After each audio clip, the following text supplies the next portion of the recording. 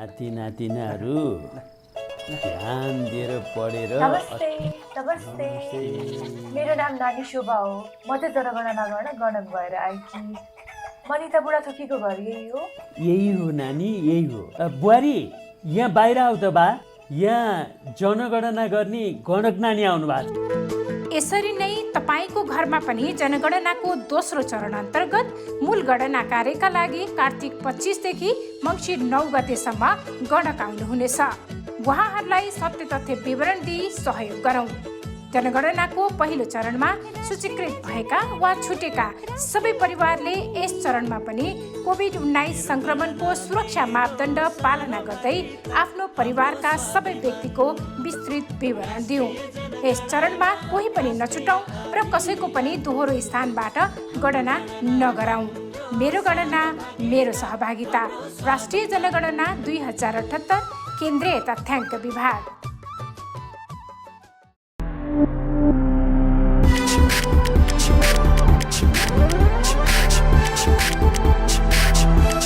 You are watching Live OK Television. Life OK समाचारको साथमा Balvatika school Pepsi Cola, learning made simple. Jeeva live to your style, wellness mall, a natural way to improve your health. नमस्कार, Life OK समाचारमा स्वागत छ। सुरुमा मुख्य समाचार। थप 332 जनामा कोरोना संक्रमण पुष्टि। काङ्ग्रेसको अबको बाटो नामक पुस्तक विमोचन। चुनावपछि नेकपा एमालेको हाल बेहाल हुने दाबी।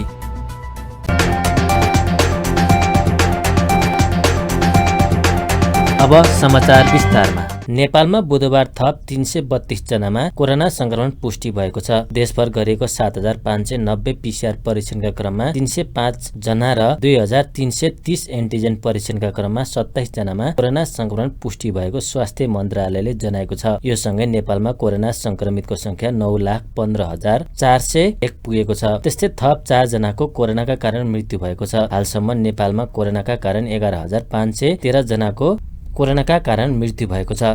त्यस्तै थप 232 संक्रमित निको हुँदा हालसम्म नेपालमा 8,01,122 जना निको भएका छन्। हाल नेपालमा 7,369 सक्रिय संक्रमित आइसोलेसन र 98 जना क्वारेन्टाइनमा रहेको मन्त्रालयले जनाएको छ। प्रधानमन्त्री शेरबहादुर देउवाले काङ्ग्रेस नेत्री डाक्टर डिला संग्रौलाद्वारा लिखित काङ्ग्रेसको अबको बाटो नामक पुस्तकको विमोचन गर्नुभएको छ। बुधबार प्रधानमन्त्री निवास बालटारमा आयोजित एक कार्यक्रममा प्रधानमन्त्री देउवाले उक्त पुस्तकको विमोचन गर्नुभएको हो। कार्यक्रममा बोल्दै प्रधानमन्त्री देउवाले उक्त किताबको माध्यमबाट नेपाली काङ्ग्रेसलाई आगामी दिनमा कुन बाटोबाट अगाडि बढ्ने भन्ने कुरामा मद्दत पुर्याउने विश्वास व्यक्त गर्दै किताबमा उल्लेखित राम्रा पक्षहरूलाई काङ्ग्रेसमा लागू गर्न पहल गर्ने बताउनुभयो। प्रधानमन्त्री देउवाले लेखक संग्रौलाले महिला हक हितको लागि सदैव आवाज उठाएकाले काङ्ग्रेसको लोकप्रिय नेत्री बन्न सफल भएको भन्दै लेखक संग्रौलाको प्रशंसा समेत गर्नुभयो। कहिले थाक्ने गरेर देशभरि घुम्नु भएको छ र महिलाहरूको लागि उहाँले आवाज उठाउनु भएको छ। त्यसकारण चाहिँ नि सबैभन्दा लोकप्रिय महिला नेतृत्वको उहाँ हुनुहुन्छ। मलाई विश्वास छ उहाँले यो किताबको माध्यमबाट अझ बढी चाहिँ अबको बाटो नेपाली काङ्ग्रेसले कुन बाटो जानुपर्छ, कसरी हिँड्नुपर्छ, के गर्नुपर्छ भन्ने काम पनि अवश्य नै यसले उहाँले देखाउनु भएको र म बढी पढेर यसलाई अध्ययन गर्नेछु र त्यस अनुरूप के कति सकिन्छ जिम्मेमा उतार्ने प्रयास गर्नेछु। मैले अहिले चाहिँ नै हाम्रो पार्टीको महाधिवेशन पनि आइरहेको छ। सबै महाधिवेशनमा सम्पूर्ण सहभागीहरूलाई पनि उहाँले लेखेको किताब पढ्ने मौका मिल्नेछ। त्यसबाट पनि नेपाली काङ्ग्रेसका सबै साथीहरू यसबाट लाभ लिन सक्नेछन् विश्वास दिएको छु। मलाई धेरै कुरा भन्नु छैन। ढिला संग्रौला अथक प्रयास, अथक रूपले देशभरि घुमेर जनताको माझमा पुग्ने, महिलाको लागि लड्ने र नेत्री हुनुहुन्छ।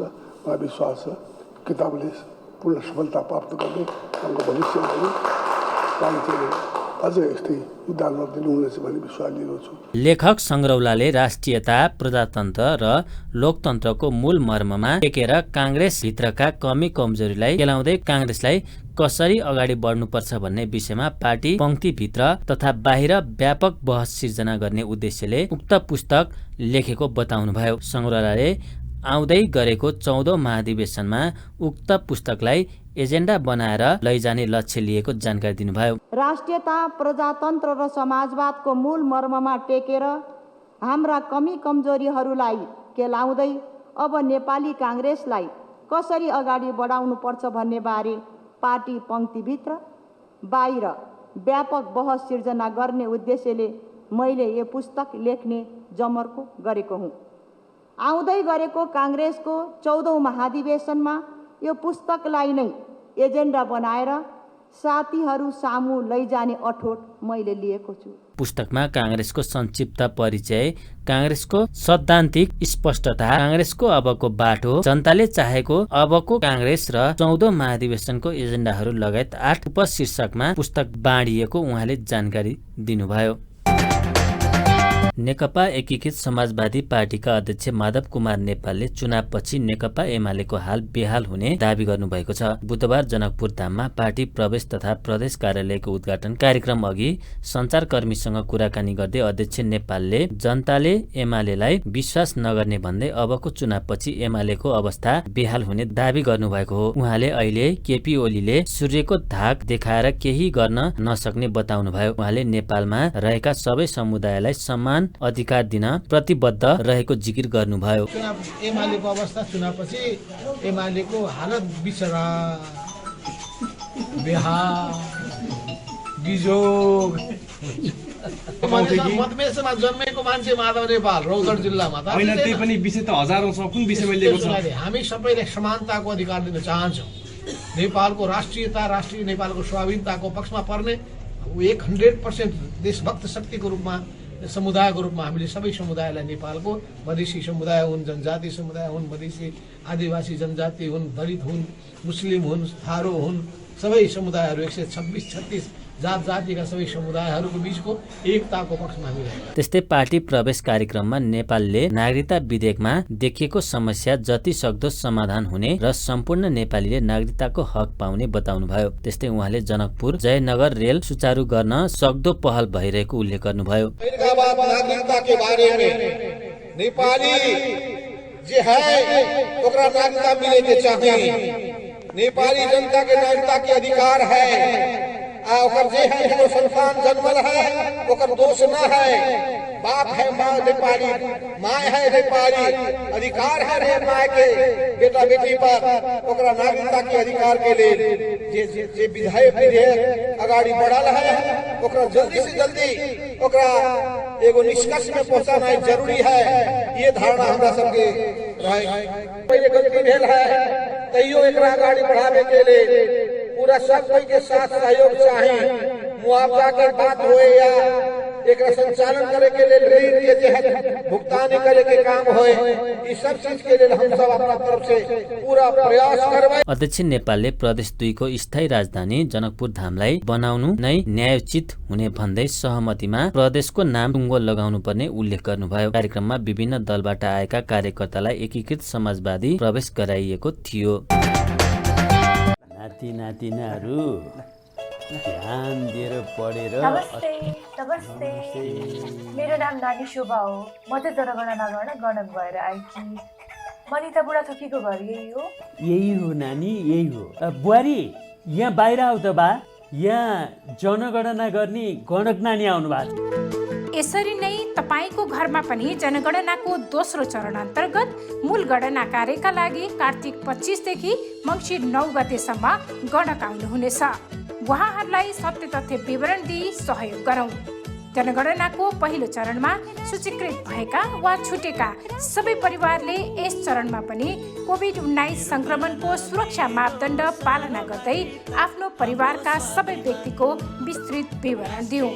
यस चरणमा कोही पनि नछुटाउँ र कसैको पनि दोहोरो स्थानबाट गणना नगराउँ। मेरो गणना मेरो सहभागिता, राष्ट्रिय जनगणना 2078, केन्द्रीय तथ्याङ्क विभाग।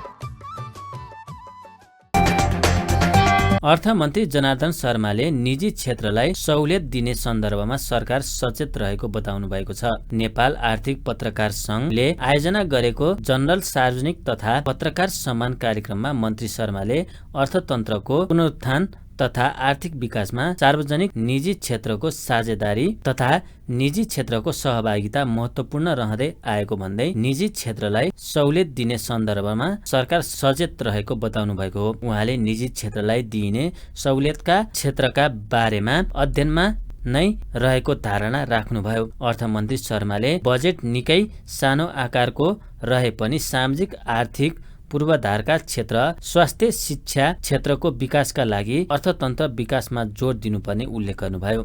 विकासका लागि सरकारले निजी क्षेत्रलाई केही पाटो दिने तयारी भइरहेको पनि उहाँले बताउनुभयो। निजी क्षेत्रले आफ्नो व्यवसाय अत्यन्त राम्रो बनाइराखेको हुन्छ। यता सार्वजनिक क्षेत्रको तपाईँले हेर्नुभयो भने त्यही डामाडोल भइराखेको हुन्छ। परिकल्पना गर्नुहोस् त, एउटा आयल निगम जस्तो संस्था निजी क्षेत्रको हुन्थ्यो भने त्यसले के गरिसक्थ्यो होला। यहाँ सिङ्गो सरकारको सबै कुरा लगाएको छ, तर पनि यहाँ बेला बेलामा घाटा आगो भनेर यहाँ फेरि को होलो मचिन्छ। सानो उदाहरण मैले भनेको, निजी क्षेत्रले बनाएका कतिपय क्षेत्रहरू उद्योगहरू अत्यन्त राम्रा भएका छन्।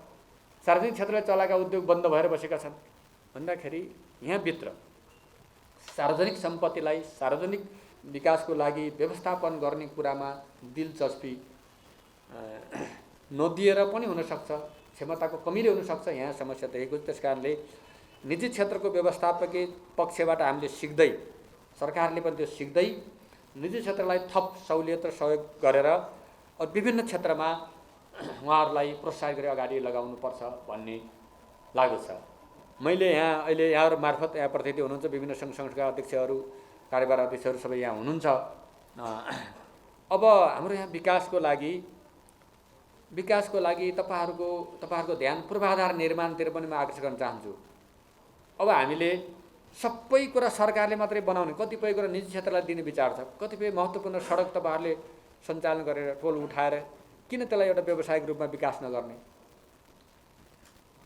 कतिपय फास्ट्यागहरू भए, कतिपय टनलहरू निर्माण गरेर यस्तो कुराहरूतिर पनि हाम्रो निजी क्षेत्रको ध्यान आकर्षण गर्नुपर्छ र त्यो लगानी हामी त्यसरी पनि अगाडि बढाउनुपर्छ। त्यसो गर्दाखेरि छिटो विकास, तीव्र विकासको बाटोमा हामी जान सक्छौँ र यी स्रोतहरूको परिचालन र व्यवस्थापनमा निजी क्षेत्र र सरकारको तालमेल भएर अगाडि जाँदाखेरि छिटो प्रगति हुन सक्छ। त्यस्तै राष्ट्रिय बैंकका गभर्नर महाप्रसाद अधिकारीले 5.9%ले विश्व अर्थतन्त्र विस्तार हुने प्रक्षेपण भइरहेको सन्दर्भ जोड्दै नेपालमा पनि कोभिड पछि अर्थतन्त्रमा राम्रो भइरहेको बताउनुभयो। गभर्नर अधिकारीले मूल्य वृद्धि 6.5% मा रहने अनुमान गरिएको बताउँदै समग्र माग बढ्दा मूल्य वृद्धिमा चाप बढ्न सक्ने धारणा राख्नुभयो।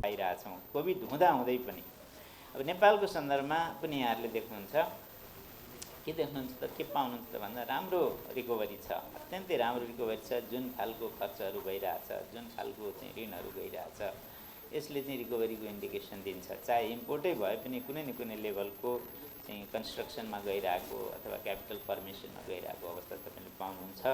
भोलि तथ्याङ्क विभागबाट डेटाहरू आउँदा मलाई लाग्छ हामी राम्रो रिकभरीको चाहिँ अर्थात् राम्रो ग्रोथको अवस्था पाउनेछौँ। अब यो ग्रोथ भइराख्दा, यो रिकभरी भइराख्दा हामीलाई सँगसँगै प्रेसर छ, विश्वव्यापी प्रेसर छ इन्फ्लेसनको, होइन। ठुला विकसित अर्थतन्त्रहरूमा पनि अहिले हामी इतिहासको धेरै वर्षपछिको चाहिँ मूल्य वृद्धि भइरहेको अवस्था देख्छौँ यो साल भने नेपालमा पनि अलिकति प्रेसर हामीले 6.5% मूल्य वृद्धिमा हामी बस्छौँ भनेका छौँ। त्यो भित्र बसौँला, तर के भने गत साल जसरी हामी तल्लो लेभलमा आउन सकेका थियौँ, डिमान्ड कमजोर थियो, होइन। यो साल डिमान्ड चाहिँ बढ्ने आशा हामीले देखेका छौँ, जसको फलस्वरूप मूल्य वृद्धिमा केही चाप पर्ने नै छ। सँगसँगै फिस्कल साइडमा अघि महिसीले पनि केही बोल्नु भएको छ, खर्चहरू भएनन् भन्ने कतिपय कुराहरू सुनिन्छ, तर असोजदेखि यता खर्च तीव्रता भएको छ। हामी लगभग टोटल राजस्वको रेभेन्यू कलेक्सन अत्यन्तै राम्रो छ, जसको करिब 81, 82, 83% खर्च चाहिँ असोज र कार्तिकमा भइरहेको हामी पाउँछौँ कुल खर्चमा। भला क्यापिटल एक्सपेन्डिचरले त्यो लेभलको मोमेन्टम नलिए पनि त्यसै गरी हामीलाई अहिले अलिक दबाब परेको बाह्य क्षेत्र हो, एक्सटर्नल सेक्टरमा हामीलाई अलिकति दबाब पर्न गइरहेछ। खास गरी हाम्रो एक्सपोर्टको दाजुमा इम्पोर्ट चाहिँ अत्यन्तै बेसी हुने र हाम्रो फरेक्सको लागि अर्थात् हाम्रो बिओपीको लागि सपोर्ट गर्ने अन्य इन्स्ट्रुमेन्टहरू विशेष गरी हाम्रो इकोनोमीको ड्राइभर रेमिटेन्स जुन छ त्यसमा अलिकति शिथिलता आएको कारणले धेरै घटेको चाहिँ होइन फेरि है, करिब 7% को चाहिँ कमी हामी देख्छौँ 3 महिनाको डेटाहरू हेर्दा। त्यसको असर स्वरूप हाम्रो बाह्य क्षेत्रमा करेन्ट अकाउन्टको डेफिसिट लगभग 51 अर्ब 3 महिनामा, त्यसै गरी 76 अर्बको ब्यालेन्स सिट चाहिँ नेगेटिभ भइरहेको अवस्था हामीसँग छ र यसले चाहिँ अलिकति हामीलाई फरेक्स रिजर्भमा च्यालेन्ज दिने र बिओपी मेन्टेन गर्नलाई च्यालेन्ज दिने अवस्था हामीले फेस गरिरहेछौँ समग्र अर्थतन्त्रको कुरो गर्दा। साथीहरूले कतिपय अवस्थामा लिक्विडिटीको कुरो ल्याउनुहुन्छ। लिक्विडिटी हाम्रो वातावरणमा प्रत्येक वर्ष जस्तो कुनै न कुनै किसिमले टाइट हुने गरेको एउटा सिजनमा हामीले फेस गर्दै आएको विषय हो। गत साल मात्रै यस्तो वर्ष हो जुन वर्ष चाहिँ मैले अघि पनि भने डिमान्ड कमजोर भएको कारणले होल इयर हामी कम्फर्ट लिक्विडिटीमा बस्यौँ, सँगसँगै रिफाइनेन्स प्रशस्त गएको कारणले पनि त्यसलाई फर्दर सपोर्ट गर्यो र यो साल अब डिमान्ड प्रशस्त भयो, क्रेडिटको डिमान्ड खास गरी रिसोर्सेसको तुलनामा जसको असर चाहिँ लिक्विडिटीमा परिरहेको छ। तर हामी राष्ट्र ब्याङ्कको साइडबाट दिन सक्ने र मार्केटले अर्थात् ब्याङ्क वित्तीय संस्थाले माग गरेको लिक्विडिटी हामीले दिने कर्तव्यअनुसार हामीले दिइरहेछौँ। गभर्नर अधिकारीले समग्र आर्थिक प्रणाली जोगाउन आफू प्रयासरत, राष्ट्र ब्याङ्कले सक्दो प्रयास गरिरहेको समेत बताउनुभयो। प्रधान न्यायाधीश चोलेन्द्र शमशेर जबराको राजीनामा माग गर्दै नेपाल बार एसोसिएसनले बुधबार पनि सर्वोच्च परिसरमा धरना दिएका छन्। धरनाका क्रममा सहभागी अधिवक्ता वकिलहरूले प्रधान न्यायाधीश विरुद्ध चर्का नारा लगाएका थिए। उनीहरूले प्रधान न्यायाधीशको राजीनामा नआएसम्म आन्दोलन नरोकिने चेतावनी दिएका थिए। सर्वोच्चमा धरना दिएपछि बारका पदाधिकारीहरू उच्च अदालत पाटनमा धरनाका लागि पुगेका थिए। बारको आन्दोलन अन्तर्गत बुधबार देशभरका उच्च अदालतमा प्रदर्शन भएको छ। उपत्यकाको उच्च अदालत पाटन सहित देशभरका 18 उच्च अदालतमा बारले 2 घण्टा कालोपट्टी सहितको धरना र विरोध कार्यक्रमको आयोजना गरेको हो। बारले बिहिबार काठमाडौँमा सर्वोच्चदेखि बालवाटारसम्म मार्चपास्ट गर्ने जनाएको छ।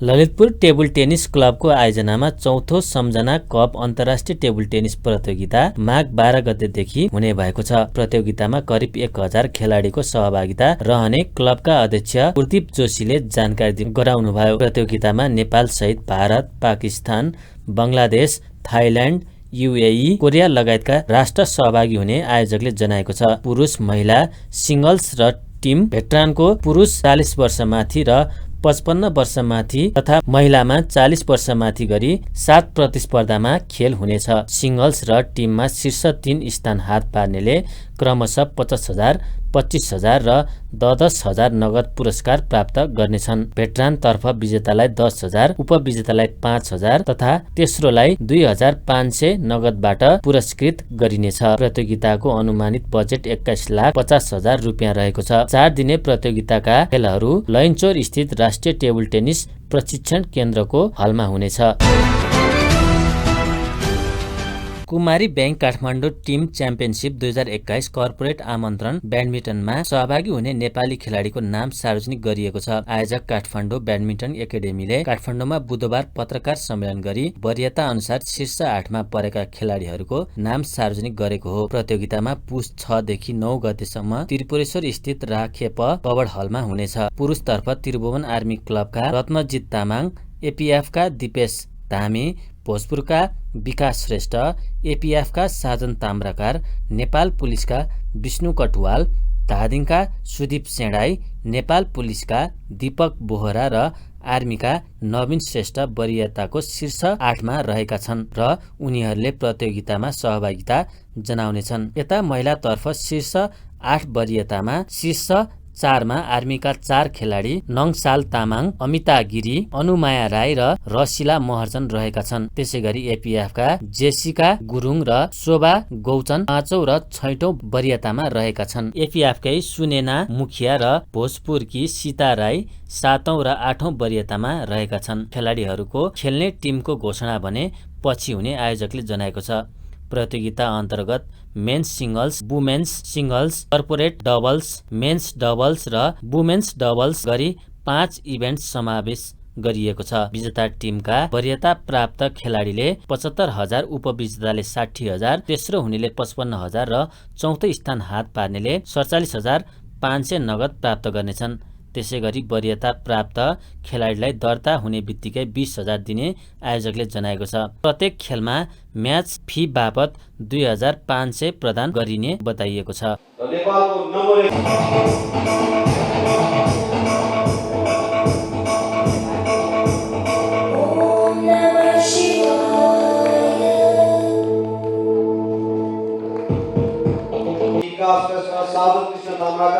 विष्णु कटुवाल, अमिता गिरी, अनुमाया राई, रसिला हाम्रा खेलाडीहरूको हातमा जुन यहाँ देखिनु भएको छ त्यो उहाँहरू कसरी खेल्नुहुनेछ अथवा यो कर्पोरेट घाटी मध्येबाट एकैजनालाई छोटो मन्तव्य राख्नुको लागि अनुरोध गर्छु। पहिला men please take a seat. अब हामी लगभग कम्प्लिट गर्न आइसकेका छौँ। जस्तै इभन नेपाल ब्याडमिन्टन र कुनै पनि सङ्घहरूले पनि आफूलाई दिन्छ र दुईजना नेसनल बनाइदिन्छ।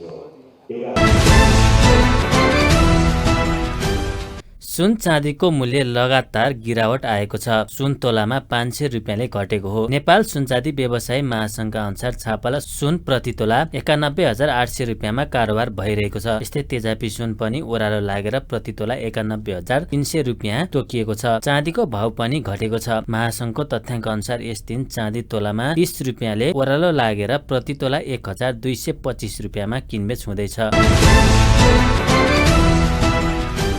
नेप्से सूचक सामान्य अङ्क बढेर बन्द भएको छ। नेप्से सूचक 1.82 अङ्कले बढेर 2734.92 बिन्दुमा पुगेको छ भने सेन्सिटिभ सूचक भने सामान्य अङ्क घटेको छ। यस दिन कारोबार रकम पनि सामान्य बढेको छ। यस दिन 227 वटा कम्पनीको 74,45,227 किता सेयर 4 अर्ब 21 करोड 74,15,337 रुपियाँमा खरिद बिक्री भएको छ। अन्त्यमा प्रमुख समाचार फेरि एक थप 332 जनामा कोरोना संक्रमण पुष्टि। कांग्रेसको अबको बाटो नामक पुस्तक विमोचन। चुनावपछि नेकपा एमालेको हाल बेहाल हुने दाबी। हस्त अहिलेका लागि लाइफ ओके समाचार यति नै। हेर्दै गर्नुहोला लाइफ ओके टेलिभिजन। नमस्कार।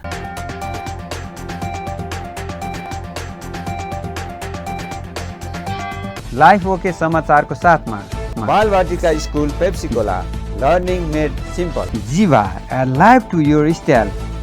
only small or natural way to improve your health. नाति नातिनाहरू ध्यान दिएर पढेर नमस्ते नमस्ते मेरो नाम नानी शोभा हो। म चाहिँ जनगणना गर्न गणक भएर आएकी। मनिता बुढाथोकीको घर यही हो? यही हो नानी, यही हो। बुहारी यहाँ बाहिर आऊ त बा, यहाँ जनगणना गर्ने गणक नानी आउनु भएको छ। यसरी नै तपाईँको घरमा पनि जनगणनाको दोस्रो चरण अन्तर्गत मूल गणना कार्यका लागि कार्तिक 25 देखि मङ्सिर 9 गतेसम्म गणक आउनुहुनेछ। उहाँहरूलाई सत्य तथ्य विवरण दिई सहयोग गरौँ। जनगणनाको पहिलो चरणमा सूचीकृत भएका वा छुटेका सबै परिवारले यस चरणमा पनि कोभिड-19 संक्रमणको सुरक्षा मापदण्ड पालना गर्दै आफ्नो परिवारका सबै व्यक्तिको विस्तृत विवरण दिउँ। यस चरणमा कोही पनि नछुटाउँ र कसैको पनि दोहोरो स्थानबाट गणना नगराउँ। मेरो गणना मेरो सहभागिता, राष्ट्रिय जनगणना 2078, केन्द्रीय तथ्याङ्क विभाग।